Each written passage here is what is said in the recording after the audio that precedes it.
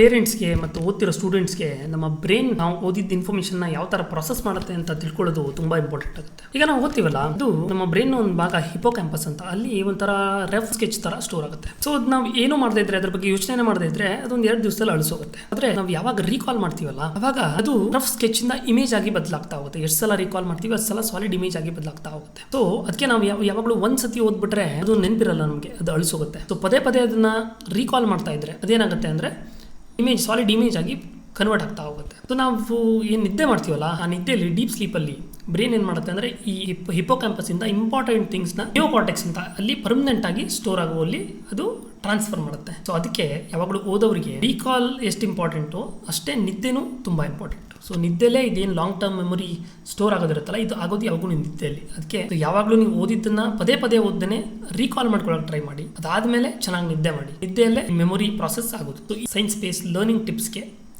Follow ಮಾಡಿ.